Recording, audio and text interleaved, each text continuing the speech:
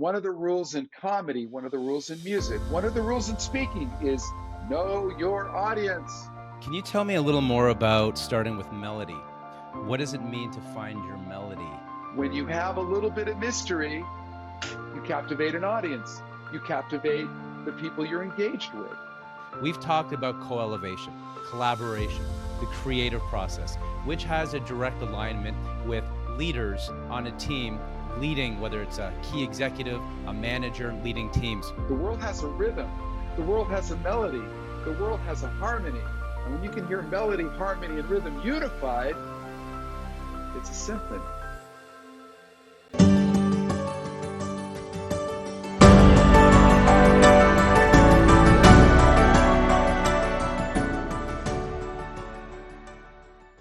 Our guest today is Freddie Ravel.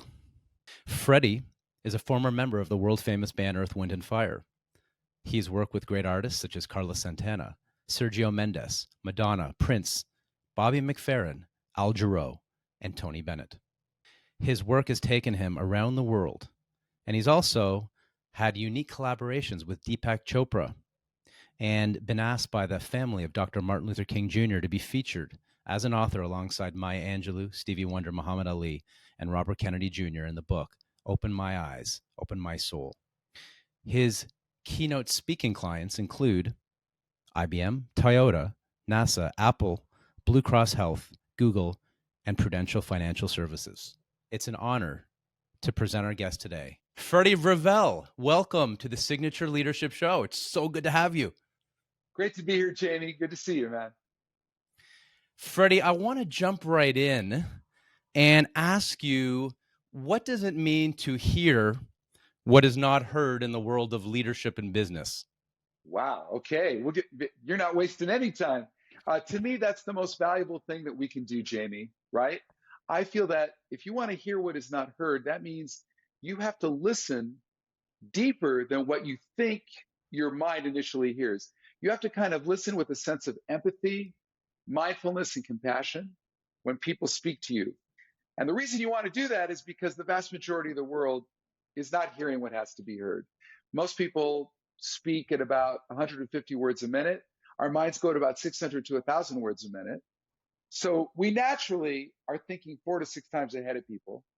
And because of that, we miss about 50% of what is being said to us.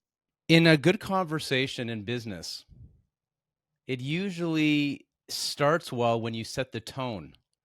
You set the tone with warmth, with empathy, and you strike me as someone who really exudes this warmth in your work. You really love what you do. Could you start us off today with playing something that sets the tone for this conversation? A little bit of optimism, a little bit of hopefulness. I think in the times we're in now, we can use a little bit of that before we move forward to talk about and hear what is not heard. Wow. Okay, so this will be completely spontaneous. I have nothing planned because I didn't know you were going to ask me anything. But first of all, Jamie, you exude this beautiful smile. I know you're in Toronto, right? Which a beautiful city that I've had the pleasure of playing at Ontario Place and many other venues there with my group and Carlos Santana. So I have all these memories of it. So I kind of am taking in. You also mentioned you have 2 children. You're a dad. What I'm going to play is a bit of my feeling about you, because we're Zooming for the first time, and you said optimism and hope. So to me, that's going to be a major key. That's going to be ascending, and a melody that goes up. So my feeling is something like this.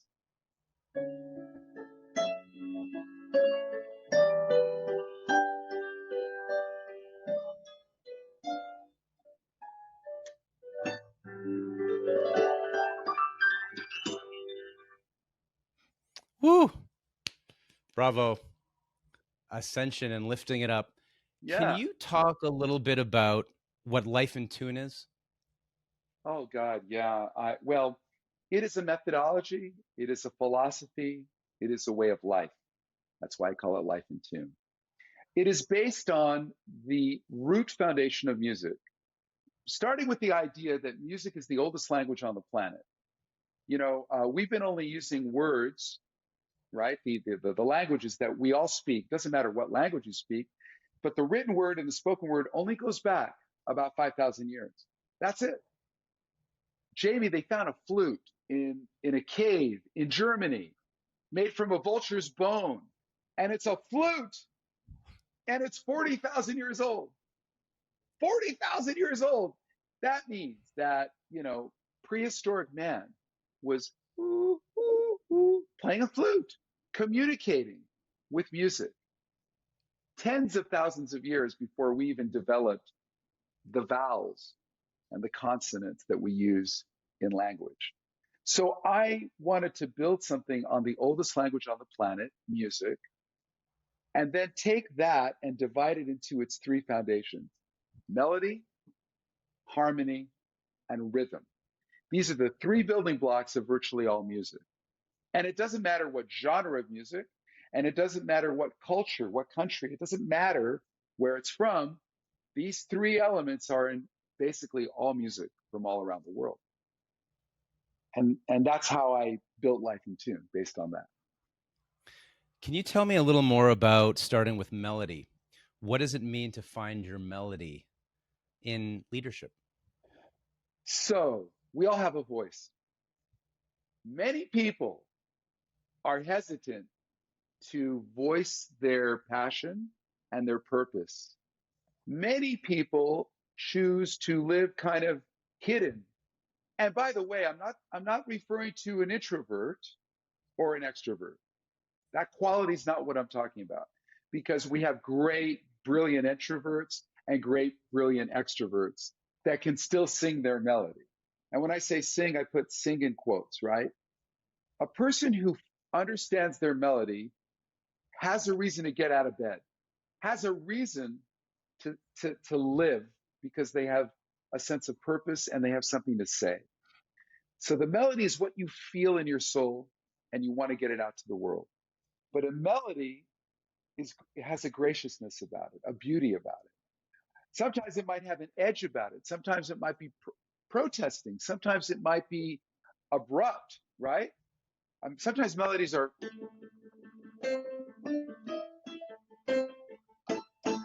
something like that. Sometimes the melody is very pretty.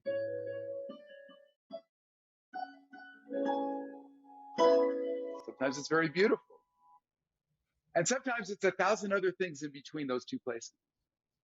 And it's an incredible thing when you start to realize that all of us really have a melody. And when did you first find yours? I would have to say that I was very drawn to music that was from musicals and jazz and rock and roll. I grew up with the Beatles, and I grew up with the music of Rodgers and Hammerstein, and I remember listening to certain pieces from even Mary Poppins. I'm giving my age away right now, but I just remember hearing those pieces that just blew me away, and I was always fascinated by harmony. So that pulled me in that direction.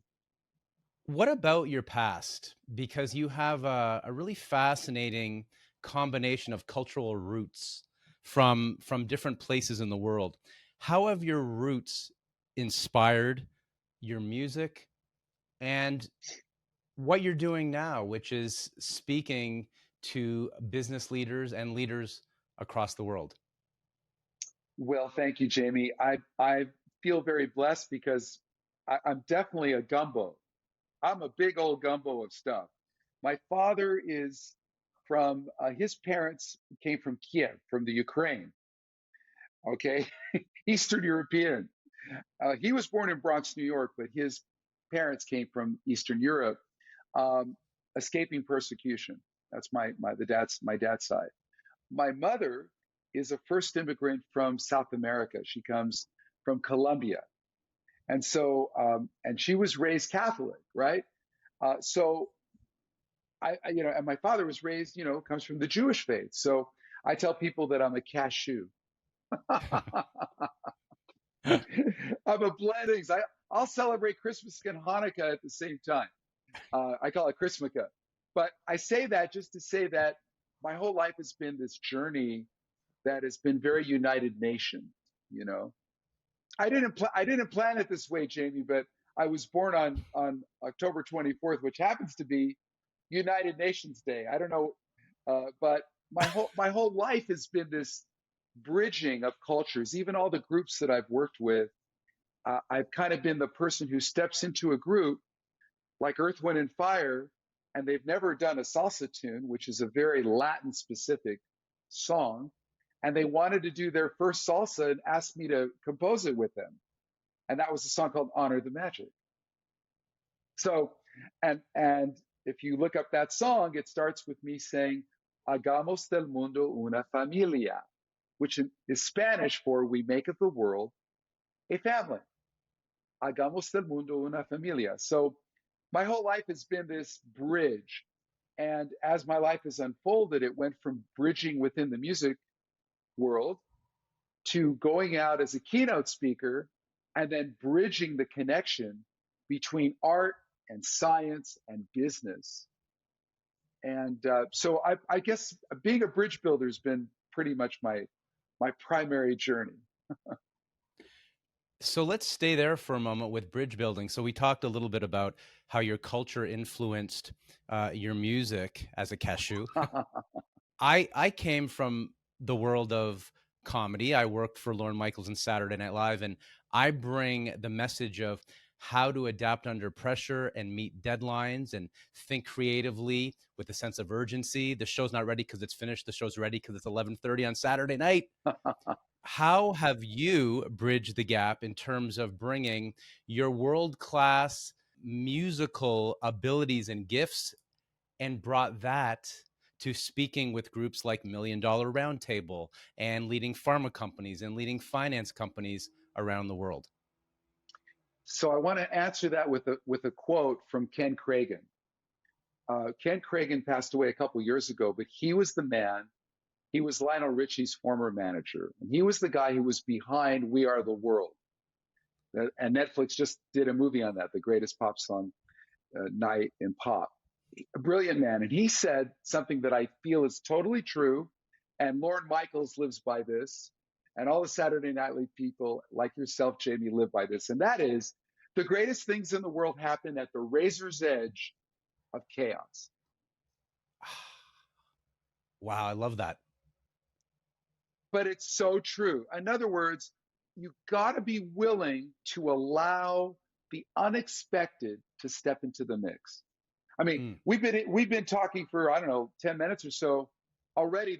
I've done about 5 things I didn't even have any idea I was going to do. But that's because you're pushing me in that direction. And that is how you have a little bit of chaos, unexpected stuff. But that's where all the good stuff happens. You know why? Because human beings, we have a part of us that's really funny and divine and beautiful and unexpected. And there's twists and turns in life. And I really believe that if we are open to the unexpected, gold can come. So I want to begin with that. Let's go further down that path, because one of the things I've watched you from a little bit of a distance. It's the first time we've spoken in person, but I feel like I know you just based on your work, based on how you show up in the world, through your social media, through the clips of you giving talks, through our mutual connections. One thing about you is you have been one of the leading collaborators in the world of music for decades. You've worked as a musical director for Earth, Wind, and Fire. You've worked closely with Carlos Santana. Correct me if I'm wrong. It's literally name dropping, but it's not name dropping because you were chosen to collaborate with the leading musicians in the world, at least famous musicians, as well as people like Deepak Chopra from the world of spirituality. What is it about you that makes you such an effective collaborator, and what can we take from what you're about to tell us, maybe 2 or 3 lessons that we could apply to leadership and business? Well, thank you. Here it is. Here's what my gut instinct, my quick, like right off the cuff answer would be. I do my best to hear what is not heard. I do my best when I get hired and the clients that I work with, and we have those pre-conference calls, and I work with the event planners and I work with the speakers bureaus, and I listen really deeply to the challenges that people are facing. I think the first thing you do is you feel where people are at, first and foremost. One of the rules in comedy, one of the rules in music, one of the rules in speaking is know your audience. Know your audience, feel them, feel where they're coming from, feel their pain. Part of it too is I think I've had enough challenges and pain in my life. You know, I went through a difficult divorce, for example. I almost died in a refrigerator that I unexpectedly found myself sealed in a sealed refrigerator that I couldn't get out from until I pounded rhythm and someone got me out of it, my grandmother. And I wouldn't be here talking to you if that had not happened to me. I was 7 years old by the way. So these kinds of things, you know, near-death experiences, uh, financial challenges, the crash of a marriage. I've had to reinvent myself many, many, many times, and I feel that. But the silver lining is you learn so much about the human character. You learn so much about people, and your heart opens up. So I think the key is to be empathetic, compassionate, mindful, and then step back and go, how can I co-elevate with this person? And I think if you carry that mindset, and I think this is something you could apply to leadership, team building, time management, collaboration. After you feel that you have opened your heart to somebody and your mind to their needs, then the next idea is not what's in it for me. It's never what's in it for me. It's what's in it for we. How can we support each other? How can we co-elevate each other? So what's in it for we, to me, is the key. Kind of rhymes I pretty love that. nicely. What's in it for? I love that. I love what's in it for we. And this might be a little bit redundant. I want to ask you to push you a little further in this direction. So we just talked about collaboration. What's the foundation of collaboration?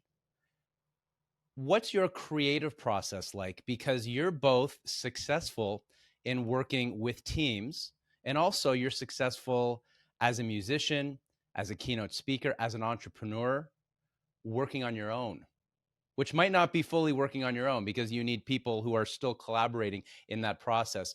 What's your creative process like, Freddie? um, so you begin with the co-elevation idea again.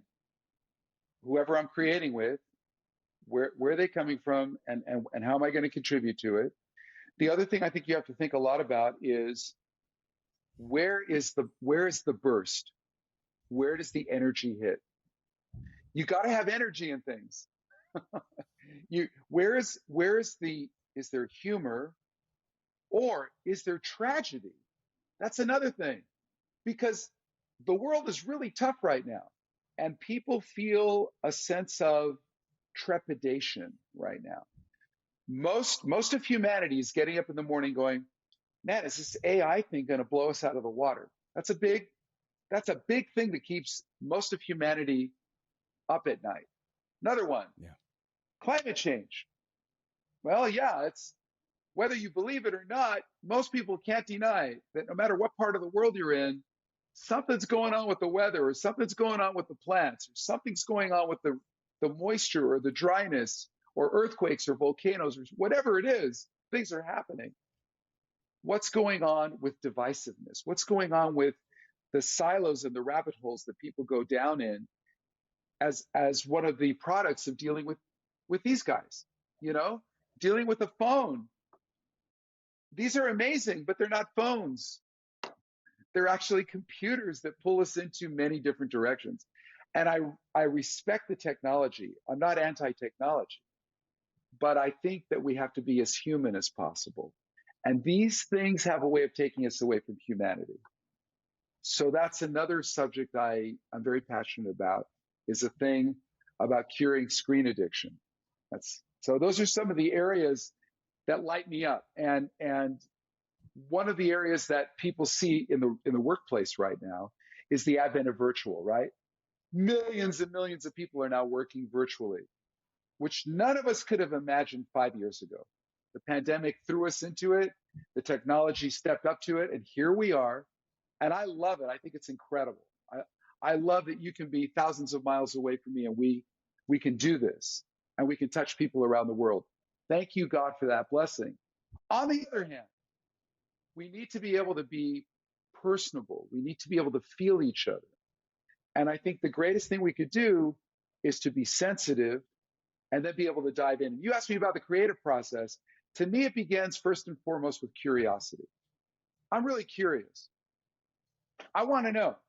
I do not want to speak ahead of something. I want to drink it in. So I think the most important part of the creative process is absorption and curiosity. And then once you've taken it in, then you have nodes, you have creative spots from which to draw inspiration. And on that point, spots to draw inspiration, you have spoken before of something I learned in more depth from listening to you in the research, which is you talk about the importance of paying attention to the space between the notes. Can you elaborate on that? Sure. I mean, Jamie, if we're having this interview and I keep talking to you and I keep going and rambling on, I'm not really listening to every single detail you're saying, and I seem to come with my own agenda, and I keep thinking and thinking and thinking, and I don't have any space, nothing happens. And on your side, as a listener to me, it's actually very disrespectful. If I just ramble and speak from my point of view, it's very destructive because it's selfish and egotistical. So Quincy Jones made a very famous statement when they recorded "We Are the World," and he put a big sign on the door when all the top stars of the world walked into the studio to sing, including Michael Jackson and Bruce Springsteen, and all these legends walked in, and it said, "Check your ego at the door." Right? You know that one, right? Right, Jamie? Yeah. That's a huge one. Yeah. There's no room for ego. And I think, I mean, ego is important to get us up in the morning and take care of ourselves. Ego is important. I don't mean to belittle that. But what I do mean is you have to come to the game of life to live life in tune with no selfishness. You have to come with the sense of, how do I give? How do I contribute? And I think if you live from that perspective, good things come back to you. It's just sort of a karmic law. I just used an example of I rambled and rambled and rambled and then I paused, right? In speaking, we call it the pregnant pause, right? Yeah. And all the great speakers of the world, if the classic one, Martin Luther King or FDR or Winston Churchill or, any people, any of the great speakers of the world, they have a giant pause when they're making a point. And that pause is the space. And the space says, I respect you, listener, and I'm going to pause so you can take in, your brain can take in what I'm saying. And I'm also going to pause and hear you. So the pause is very important. And in music, it's really important because I can go, or I can go a little bit more soul, a little bit more anticipation, right?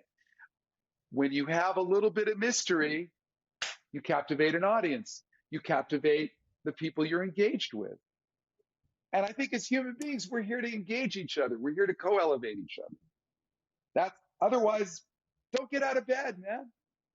Be passionate about what you believe in. Show up,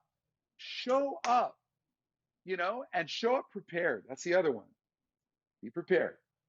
Study, like, God, Jamie, I'm so grateful. You took time and you looked me up. Oh my God. I mean, you really checked it out before you interviewed me, and I appreciate that. And that's the difference between people that care and people who don't care.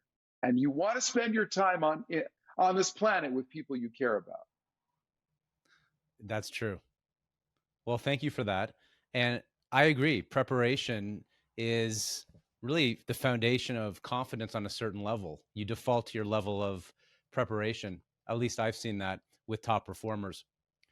One other area that you're touching upon, and again, it goes back to the research to highlight, is you have a brilliant way of talking about what it means to truly listen.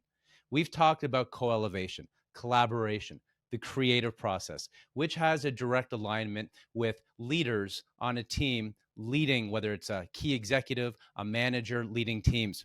Can you talk a little bit about what it truly means to listen, and even the anagram? It's the first time I've ever heard anybody use this exceptional, memorable way of looking at what it truly means to listen. Well, yeah, I think the one you're referring to is if you take the letters, right, of listen, Listen, right?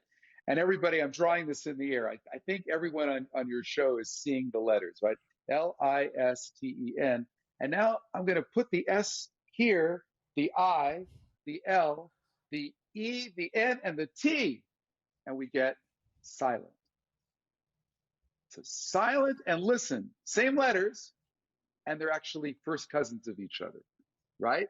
They say that God gave us two ears but only one mouth because God said that listening is twice as hard as talking. Yeah. There's many ways to talk about it, but that's one of the golden ones, I think. Yeah. And there's a way that really curious, wise people listen that is a very different feeling of silence than someone who is just physically in the room with us. Yeah, thank you. Yeah, there's a big distinction between, I think you're referring to a thing what people call passive listening. So you're Mm-hmm. talking to somebody and they're nodding their head and they're going, yeah, I hear what you're saying. I got it. But as soon as they say the but, you already know that they didn't hear everything you said. And so when you get back to leadership, the leader listens for the space between the words, and they have a silent button on their head going, I'm going to stop. Let me preface this. We all have an internal dialogue going on in our brain. In our brains, most of us have, like, as they call the monkey mind. We've got chatter in our brains. This voice that's always talking to you. You know, I have this. Let me see. I got this thing. This thing. This is. Let's see. Can you see this? Everybody, Yeah. that's the thinker, statue of the thinker, right? But if you don't listen to life, you know what happens? You're walking around like this. There's noise going on. There's fuzziness. Whatever you want to call it, media, manipulation, fake news, false pretenses, egos, all the noise of the world. And when you listen, this settles down. And when it settles down and it gets more stable, you start hearing the space between the words and the space in the music. And life becomes clear. And that's what we want to do, Jamie. We want to bring clarity to an out of tune world. The world is very out of tune. But It is. there's all the but I want to be I got to tell you I'm optimistic. The world's out of tune. If you look at the news, you'd go crazy, but I meet divine people everywhere. I'm blown away with the consistency of good human spirit that I see everywhere in the world. Everywhere. Asia, Europe, Africa, South America, North America, Australia, everywhere. I've spoken on 6 continents. I have yet to run into a circle of people where the potential wasn't 100% to be the best they can be. People want the best of life. Yeah, and you've had this very one of a kind, sui generis career where you've traveled around the world as a musician, as a speaker, collaborating with A players, and you are an A player. What have you learned, or what are the 2 or 3 patterns that A players or the most successful people in the world possess in terms of it could be it could be values, it could be attributes, it could be inspiring traits that they show up with? I don't want to sound like a broken record, but those players, those A players, hear what most people don't hear. They hear what is not heard. And I'm going to. I had the privilege of working with Tony Bennett. Okay, uh, that man and the late great Tony Bennett. We lost him a couple years ago, but he was all about the sensitivity of feeling the space between the notes. Maurice White, the leader of Earth, Wind, and Fire, same thing. Al Jarreau, only man who's won a Grammy in R&B, jazz, and pop music. He's the only one. Um, Carlos Santana. Carlos Santana's career goes back to like Woodstock, 1969, even before then. Today, in 2024, he's still selling out stadiums. You know what I mean? Why? Why are all those people still having success? And they've been around for over half a century. You got to think about musical artists sometimes the way you think about a brand and a company. So imagine a brand that's been around for over 50 years and it's still selling successfully, right? These artists are the same way. And the reason they keep doing it is because they're sensitive to the culture. They're hearing they're putting out music that the people want to hear. They're in touch with the rhythm of the world. The world has a rhythm. The world has a melody. The world has a harmony. And when you can hear melody, harmony, and rhythm unified, it's a symphony. It's integrated. And I think that when you feel the integration of elements, that's when you can bring value to people. Can you expand on that? I really like that place to, as we move into our last part of this talk. What does adding value mean? If you can give people 2 to 3 nuggets that cause their thinking or their openness to shift, even a degree, you know how that works. If you move people to go, whoa, I never thought of it that way. I can use that every day. And they use it little by little. By the end of the year, they're like 30 degrees. Their ship has veered into a safer harbor or into a bluer ocean. And that's what I'm hoping to do. So I do feel that when you give people a nugget of wisdom that is deep and here's the key, evergreen, not a nugget of wisdom that works for the next month, because I am not the guy for that. I'm the guy who's very focused on deep value that has lessons that work in an evergreen fashion. To me, knowing who you are, know thyself, knowing your melody is a critical idea. When it comes to harmony, knowing how you can co-elevate people, that's collaborative. So I use harmony for collaboration, right? When it comes to rhythm, a lot of things have been said about rhythm: pacing, timing, patterns, systems. Those are all related to rhythm. But the one word that defines rhythm better than anything is time. Because everything in rhythm is time based.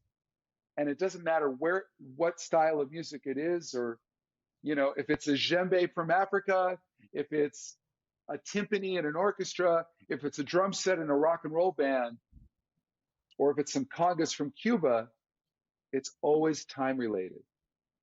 And by the way, Jamie, time is the only thing that we have in this world that is non-negotiable.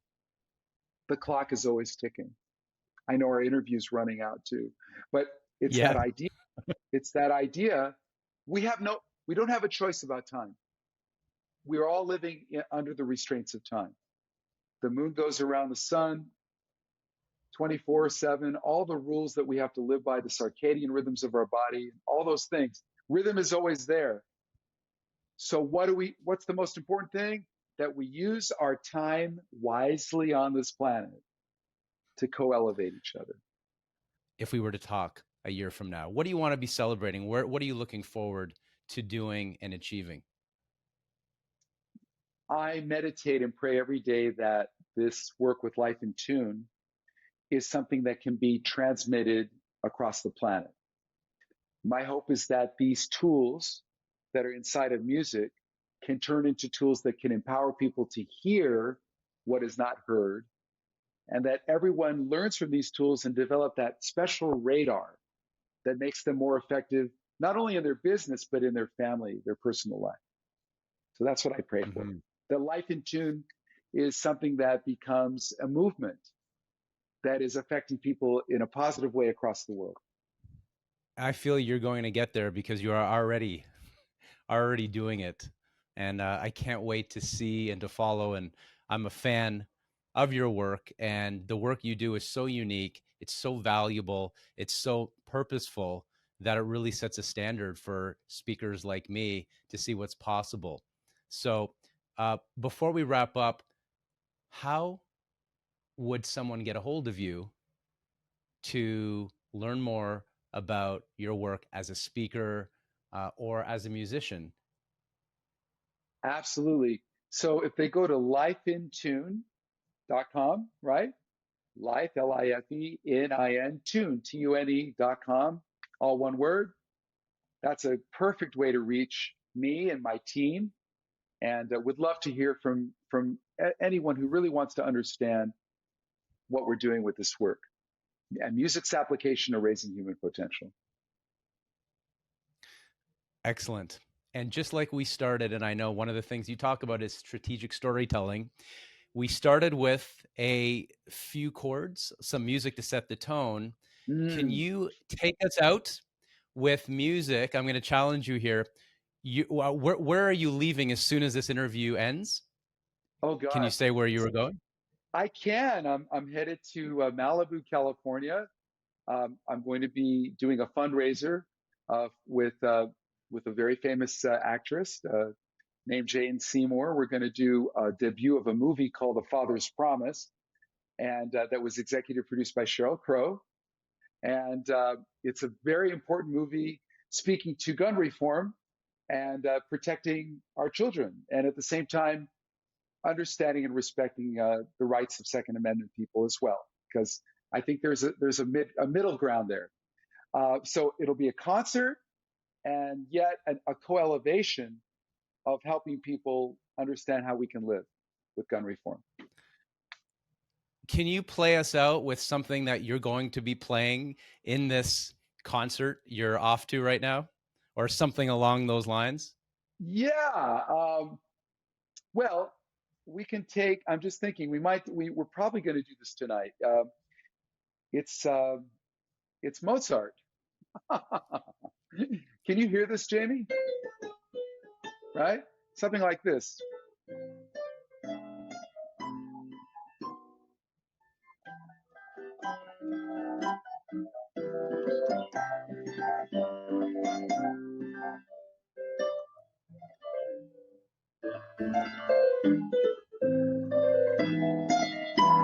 So as Freddie continues playing, I want to thank him for this enlightening, inspiring, and really helpful look at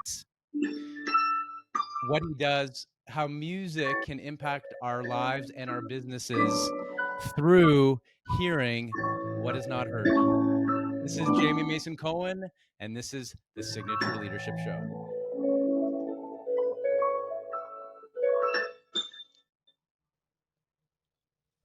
I am so inspired by our talk today with Freddie Ravel. We talked about what it truly means to find your melody. Life in Tune. His roots in how different cultures shaped who he is and the work that he brings into the world today.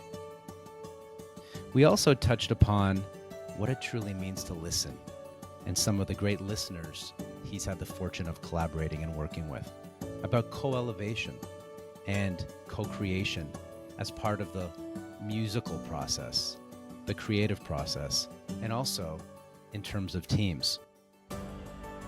we addressed what it means to improvise. And we tried to model it today by having a conversation that took us in many directions. Freddie really walks his talk and has the rare ability of taking what he's learned, what he's absorbed, and even the adversities that he touched upon in his life, and apply those lessons to other areas. Thank you. And if you haven't subscribed yet, please do, because every subscriber helps us grow, and every review also helps more people hear the messages that we focus on at the Signature Leadership Show, on helping world-class leaders discover their authentic selves.